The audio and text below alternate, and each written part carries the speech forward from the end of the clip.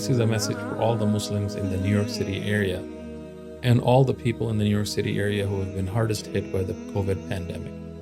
COVID-19 is the culprit.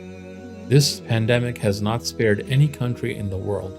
Everywhere we go, we find news of people who are suffering either in the hospitals or people who are losing their loved ones to the pandemic.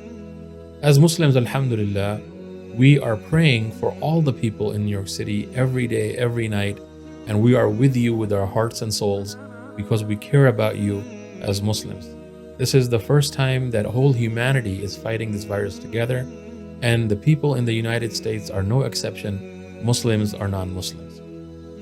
What is most important in these times for Muslims in the New York City area and other places is to remember the hadith of Bukhari. In Sahih Bukhari, in the first book, the book of Iman, chapter 20, the hadith of Ammar bin Yasir radiallahu anhu, in which he says basically, Ifsha'us salami min al-Islam, to spread peace, harmony, unity, and consistency across all people is part of Islam. So Ammar bin Yasir radiallahu anhu, he said that there are three things which are from Iman. And if somebody has them, لَقَدْ جَمَعَ الْإِيمَانِ, he basically collects Iman in its entirety.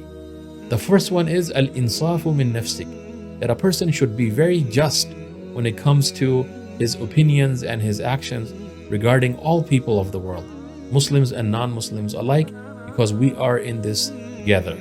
The second one is basically ifsha'us salam lil alam, that basically to spread peace for all of the world, Muslims and non-Muslims alike.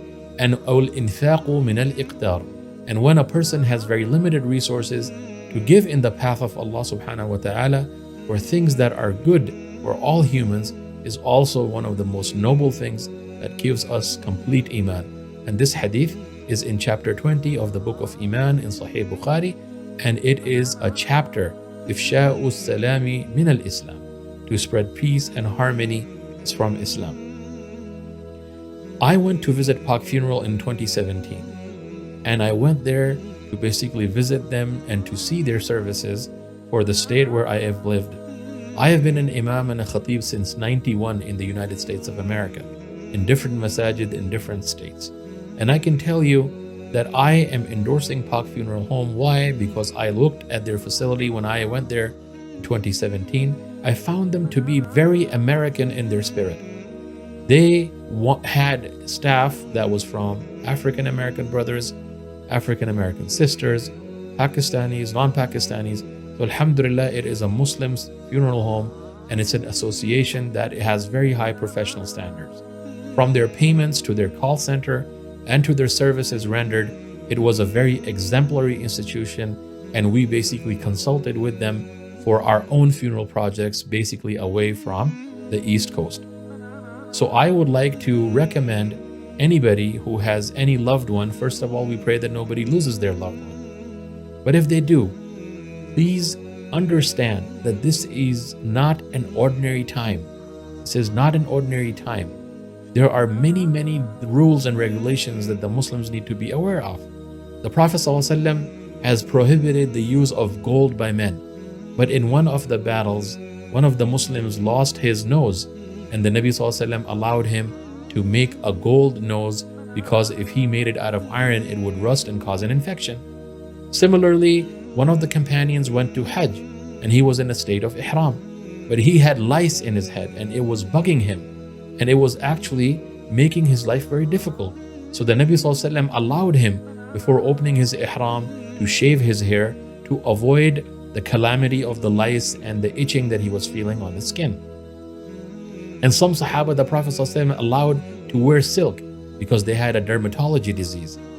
So in these times of need, when the Muslims have funeral services needs, and the ulama of Islam from the Arab world to all of the places, even Mecca and Medina, the Grand Mufti of Saudi Arabia has said that nobody will be attending the janazah except very few people who are COVID negative from the family, and everybody else can pray janazah from their homes in the ghaib.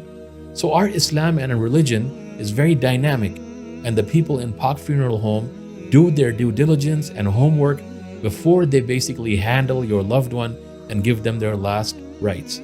So inshallah, have faith and trust come together and support any funeral service, especially Paak Funeral Service, that does everything to the highest professional standard.